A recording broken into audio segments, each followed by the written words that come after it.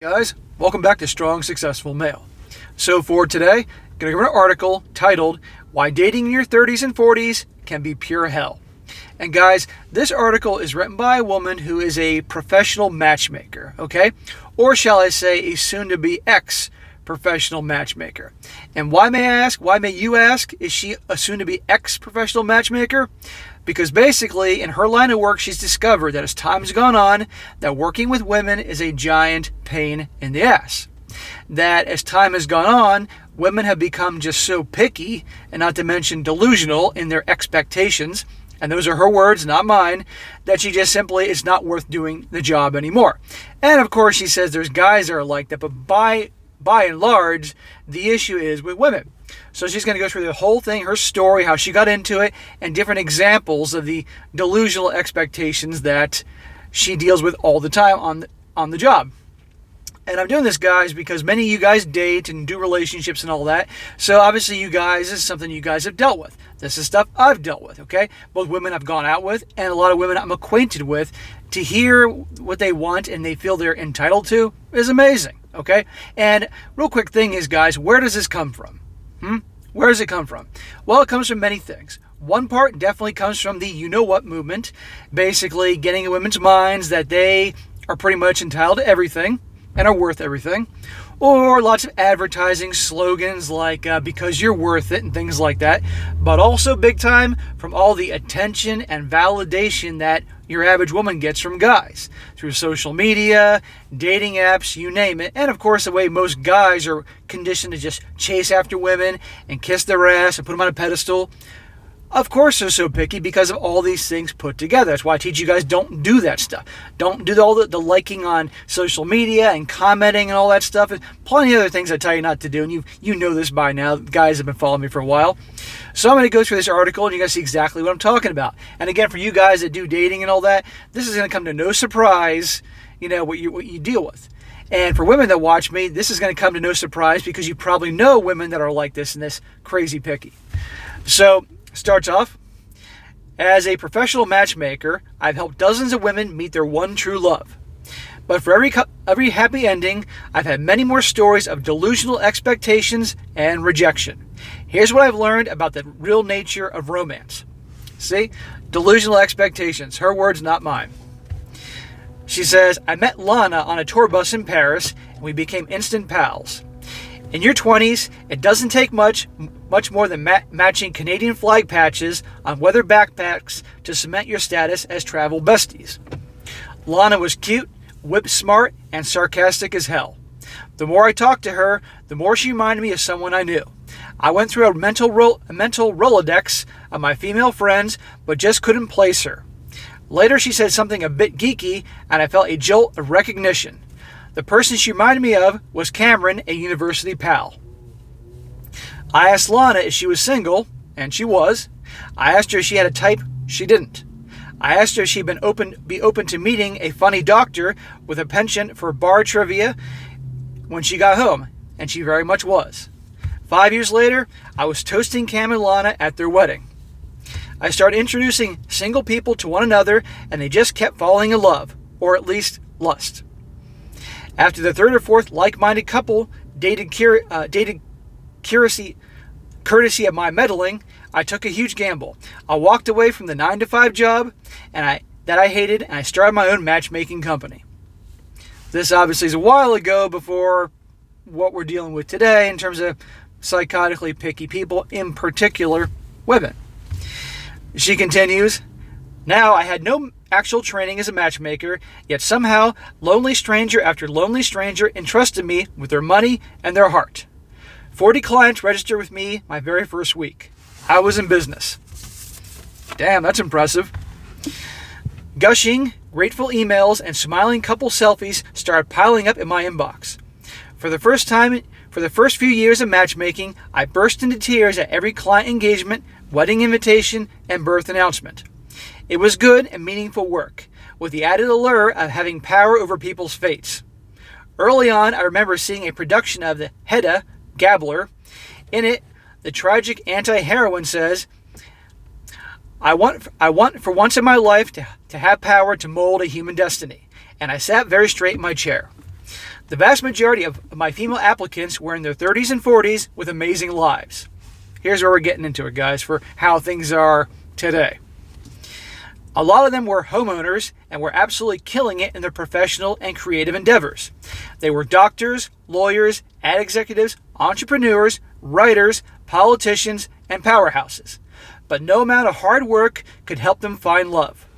These women were done with endless hours of swiping on Tinder, done with the flakes on OkCupid, the crickets on eHarmony, done with the disappointing setups by well-meaning friends and family. They were ready to find love, settle down, and maybe start a family. Does this sound familiar? The powerhouses, the professional women, ad executives, lawyers, doctors, all that, own a house. These are probably women that are no doubt in their 30s, because most people are not going to get to that stage in their 20s, maybe very late 20s, but probably these are women in their 30s. Well, we all know what happens. The years in the teens and 20s are riding the carousel or focusing on career, when in the past, decades ago, be more towards moving towards a family and stuff like that. Now they're in their 30s, but guess what? And you're going to see right here, a lot of guys aren't interested in a lot of women in their 30s. The women in their 30s don't have the same draw that they did in their 20s in their prime, except they still want to have those type of guys, but really can't get that, hence the delusional mindset, as you're going to see here. Goes on. There was unfortunately one roadblock to running the ideal matchmaking business. There weren't enough men in their 30s and 40s signing up. Those who did were mostly looking to date women in their 20s.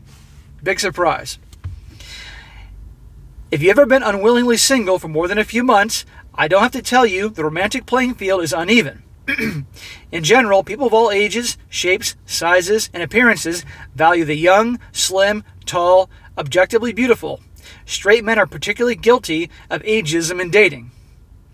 I've had men in their 50s and 60s tell me their dating age cutoff for women is 33. Anybody surprised there? She says, a little quote she has here says, "Humans aren't hot meals made to order. People aren't paper dolls. I'm a matchmaker, not a magician." She continues, "That said, the women could be just as fickle as the men.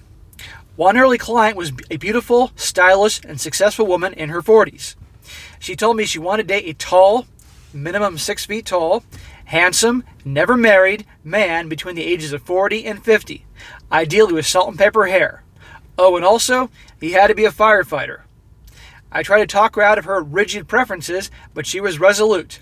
I went home discouraged. How was I ever going to find a firefighter to ignite her heart?" So, does this sound familiar? 6 feet tall, between 40 and 50, salt and pepper hair, stylish, all this other crap, and a firefighter. Good luck. The following week, a wonderful man signed up for the service, who happened to be a firefighter. I practically leapt with joy and relief. But when I presented him to her as a potential match, she turned down meeting him because he was, wait for it, 39 years old, 1 year below her preferred age range. Insane. 1 year down. That wasn't the first or last time I failed to convince a client to be more flexible. I've tried time and again to talk rigid clients out of unhelpful preferences. Thick hair doesn't last, and neither do washboard abs. Fancy cars chip and rust. Designer suits fall out of style. Be open to what different people have to offer, I tell them. You might be surprised. Nope. She says, "Here's the thing. You can customize just about anything you want these days, but you can't customize a partner to suit your exact specifications. Humans aren't hot meals made to order. People aren't paper dolls. I'm a matchmaker, not a magician." Well, she said that already. Eventually, my matchmaking success were eclipsed by my frustrations. Clients would Google their dates before meeting them and reject the match, saying they didn't find them attractive. Other clients would ghost on their dates or on me. Clients would write sad or angry emails when they hadn't had a date in a while, or it took too long to send them to their first match. Sometimes they tell me I was pushing them to settle, when I gently encouraged them to go on a second date with someone kind but short, or smart but bald. Even good match felt overshadowed by tantrums from people who came into the experience with difficult standards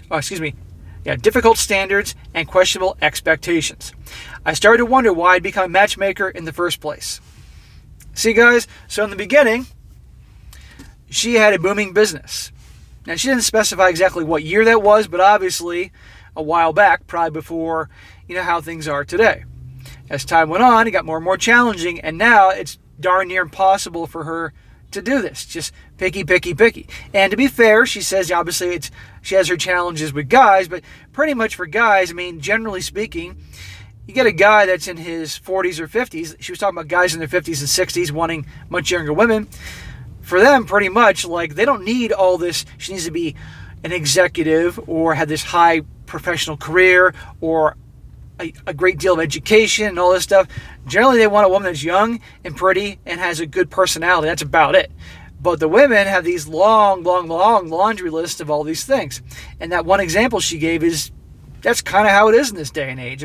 Again, women I know, either ones I've gone out with, or women that I'm acquainted with, or women that are clients of mine, they talk about this stuff. It's unbelievable.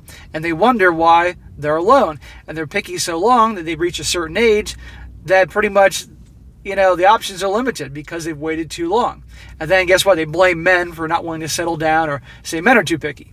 So she goes on, there's a lot to be said for helping people find love. So many people feel disconnected and lonely.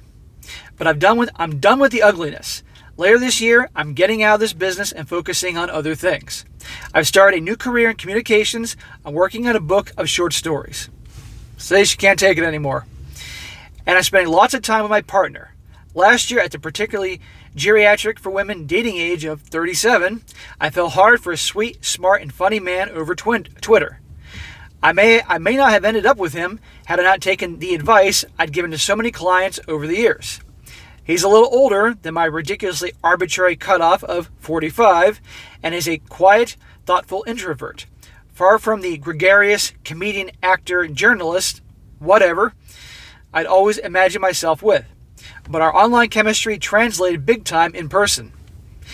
We now have the beautiful cheeseball kind of love where I hear Phil Collins' song on the radio and think, holy wow, I totally understand those lyrics now. Had I come across my love on OkCupid instead of slowly getting to know him through his tweets, would have I given him the second chance, despite our totally unimportant and completely unnoticeable 10-year age gap? I'm not sure. I'm so glad things unfolded the way they did. In other words, she's following her own advice that she gives to her clients and basically stop being so damn picky. It ain't perfect. Singleton can feel intermittable. But if you're open-minded and know your needs, I have faith you'll find your person too. Despite having helped so many others find love, I was certain I was going to be alone forever. Now I'm the luckiest person to have ever loved and to have been loved in return.